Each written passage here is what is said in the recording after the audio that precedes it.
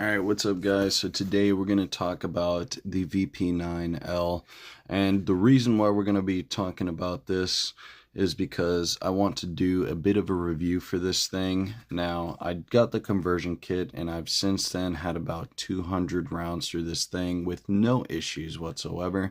So I'm going to just go ahead and tack on whatever round count that I had with the old version and put it on top of that. Even though technically speaking, it's almost completely brand new.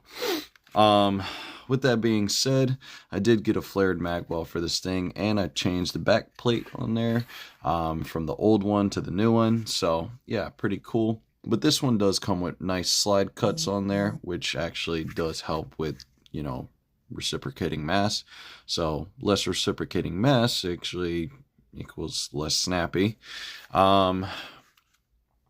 And then not only that, it does come with suppressor height sights. Not only are they suppressor height, but they are night sights, blacked out rear, tritium front, and it does come optics ready, although it does not come with an optics plate for you to go ahead and mount one directly milled. So you're going to have to go onto some sort of aftermarket website to go ahead and get an optics plate and put it on here, or you can go to HK Parts, wherever you so choose, and just go ahead and get the optics plate for this thing.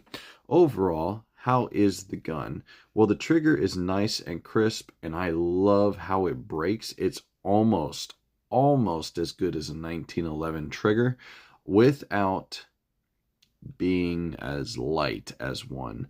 As you guys know, typical 1911 triggers are about 4 pounds at the most. Typical ones, Taurus I hear is about 6 to 7 pounds sometimes, and Rock Island Armory not any better. But typical ones, 4 to 4.5 pound duty triggers are actually pretty good for a 1911. This one coming in at 5.5 pounds and still coming out on top. In fact, I would have to say this compares to a PDP Pro trigger, although you don't have the flat face trigger that is very popular nowadays on every pistol, in which I'm going to be getting a Gray Guns flat face trigger for this thing, so that way I have a better break, and you are going to get a better feel. It's not going to be lighter, but it definitely is going to feel lighter than the stock trigger. But that's not to say the stock trigger is bad.